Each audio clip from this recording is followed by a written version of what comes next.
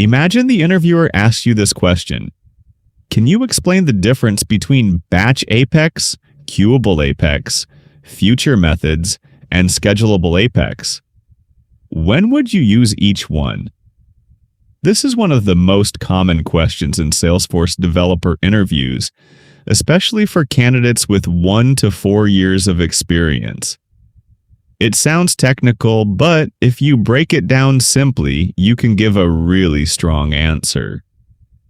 Now, here is a simple and strong way to answer this question in an interview. Start by framing your answer like this. Salesforce gives us 4 main ways to run code asynchronously, meaning in the background without blocking the user. Each one is built for a different situation. Then walk through each one, nice and clearly. Future methods are the simplest. You just add an annotation called @future above a method, and Salesforce runs it in the background. It is great for quick, simple tasks like making a call out to an external system after saving a record. The limitation is that it only accepts basic parameters, it cannot be chained, and it is harder to monitor. Think of it as the basic option for simple one-off background tasks. Queuable Apex is like Future, but smarter and more flexible. You can pass complex data like lists or objects into it. You can monitor the job using a job ID, and you can even chain one job to kick off another. So if you need a multi-step background process, like enriching account data and then notifying another system, Queueable is your go-to. A good way to remember it is Queueable is Future's more powerful cousin. Batch Apex is built for processing very large volumes of records. We are talking thousands or even millions. It splits the records into chunks, and each chunk runs with a fresh set of governor limits. So you never have to worry about hitting limits on large data sets. A classic use case is a nightly cleanup job that goes through 90,000 old account records and archives them. Batch Apex has 3 parts. Start, where you collect the records, execute, where you process each chunk, and finish, where you do things like send a confirmation email. Schedulable Apex is how you tell Salesforce to run a job at a specific time, like every night at midnight or every Monday morning.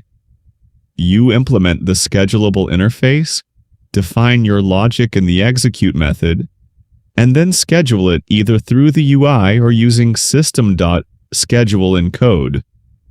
It is perfect for recurring tasks like weekly reports or daily data sync. So, to summarize your answer cleanly, use Future for simple, quick tasks, use Queueable when you need flexibility or chaining, use Batch when you have large volumes of data, and use Schedulable when you need something to run on a recurring schedule. Now let us quickly talk about the follow-up questions an interviewer might ask, because being ready for these will really set you apart. The first follow-up might be, what is the default and maximum batch size in Batch Apex? Keep this simple.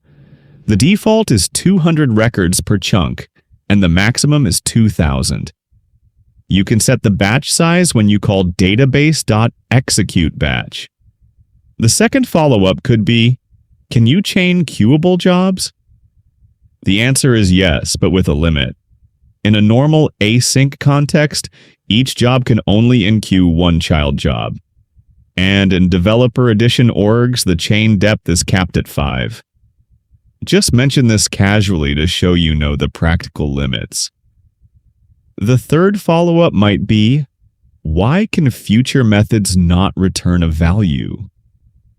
This one is straightforward. Because future methods run later, after the current transaction is finished. There is no transaction to return a value to. Salesforce keeps it void to avoid any confusion or data issues. If you keep your answer simple, structured, and backed with a small real-world example for each type, you will come across as confident and clear in your interview. You do not need to recite every technical detail.